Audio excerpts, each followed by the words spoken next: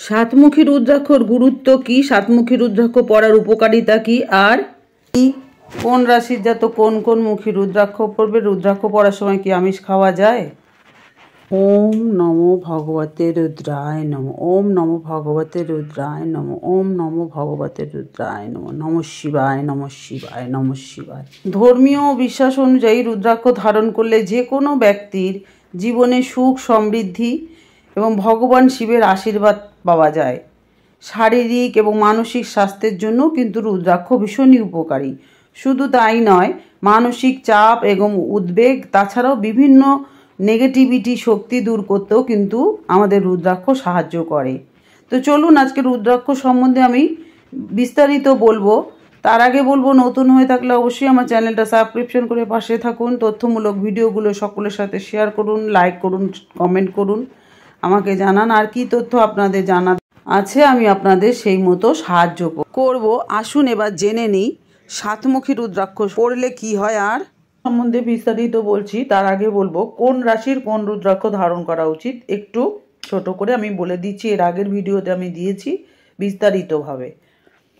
মেষ এবং বৃশ্চিক রাশির জন্য তিনমুখী রুদ্রাক্ষ ভালো।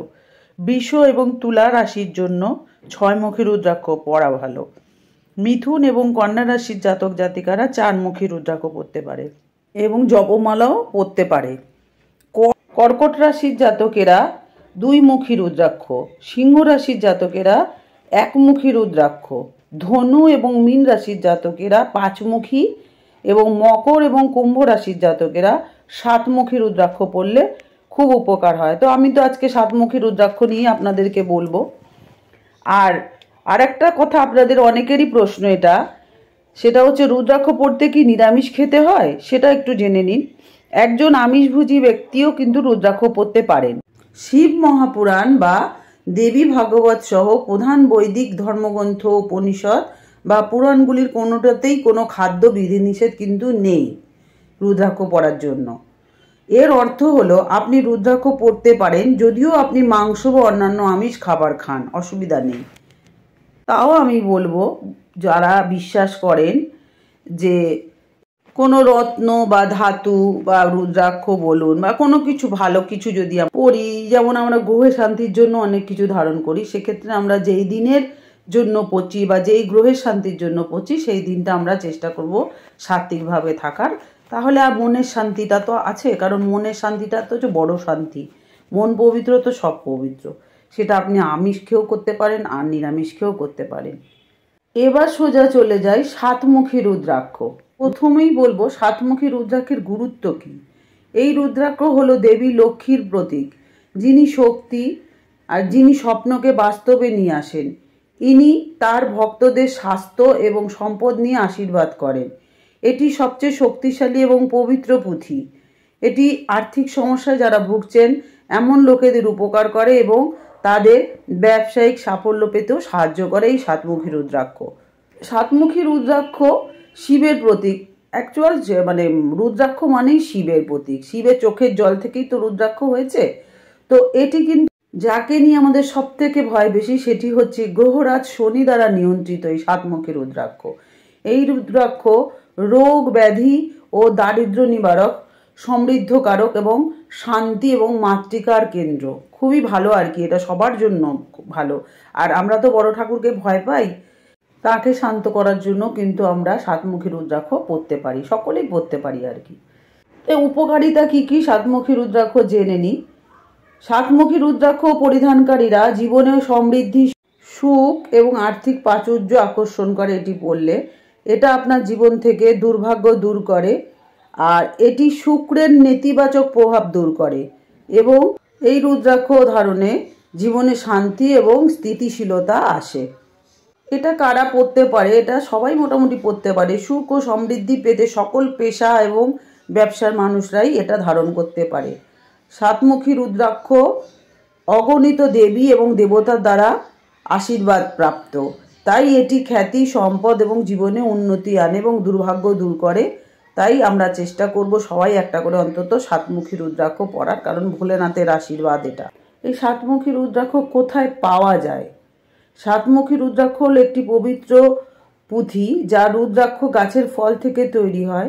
গাছটি প্রাথমিকভাবে হিমালয়ের দিকেই পাওয়া যায়। 50 ফুট উচ্চতা পর্যন্ত বেড়ে ওঠে এই গাছ এবং ছোট সাদা সাদা ফুল ফোটে, যা এপ্রিল এবং মে মাসে ফোটে। তারপর ফল সংগ্রহ করা হয় এবং এর থেকে রুদ্রাক্ষ পুঁথি বের করা হয়। তারপরে ফলটি আমরা রুদ্রাক্ষ হিসাবে ব্যবহার করি। এবার বলবো, এই সাতমুখী রুদ্রাক্ষ কারা পরবে না। রুদ্রাক্ষ পরিধান করা উচিত না তাদেরই যাদের ঋতুস্রাব হয়, অর্থাৎ মেয়েদের যে শরীর খারাপ হয় সেই সময় পরতে পারবেন না।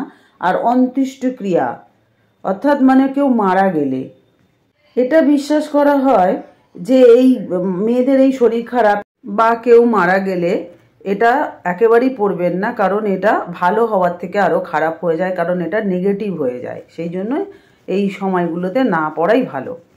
অনেকেরই প্রশ্ন থাকে, সাতমুখী রুদ্রাক্ষ কি সোনায় পরা যায়, কিভাবে পরা যায় আর কি। এই শুভ পুঁথিটা পরার সর্বোত্তম উপায় হলো এটি একটি সুতো বা উলের সুতোয় গেঁথে পরতে পারেন, আর তাছাড়াও সোনার উপর দিয়ে বাঁধিয়েও পরতে পারেন, আর এটা কিন্তু ব্রেসলেটেও পরতে পারেন।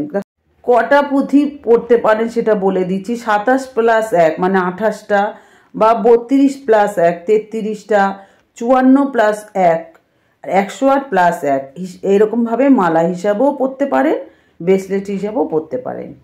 অনেকে প্রশ্ন আছে যে সাতমুখী এবং আটমুখী রুদ্রাক্ষ কি একসাথে পরা যায়, তো সেটাও আমি বলছি, শুনে নিন। কেরিয়ারের জন্য একসাথে 7-8 মুখী রুদ্রাক্ষ পরতে পারেন লাল সুতো দিয়ে বেঁধে। এটা শক্তিশালী রুদ্রাক্ষের সংমিশ্রণ, তাই 7-8 মুখী রুদ্রাক্ষ একসাথে আপনারা পরতে পারেন লাল মালা বা সুতোয় গেঁথে। ক্যারিয়ার এবং আর্থিক সাফল্যের উন্নতির জন্য কিন্তু প্রতিদিন এটা গলায় পরতে পারেন। আর আপনারা তো জানেনই, কোনো কিছু ধাতু বা ক্রিস্টাল যে কোনো কিছুই হোক রিচার্জ করতে হয়, পড়ার সময়টাকে পজিটিভ করে নিতে হয়।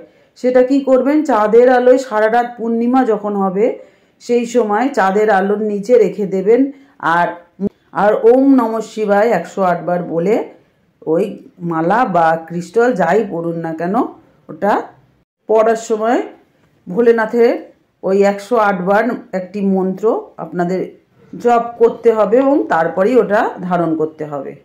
এবার আরেকটি প্রশ্ন যেটা আমাদের প্রায় শুনতে হয় বা এই প্রশ্নের সম্মুখীন আমরা হই, আচ্ছা রুদ্রাক্ষ ধারণ করলে কি মদ বা অ্যালকোহল জাতীয় কিছু খাওয়া যায়?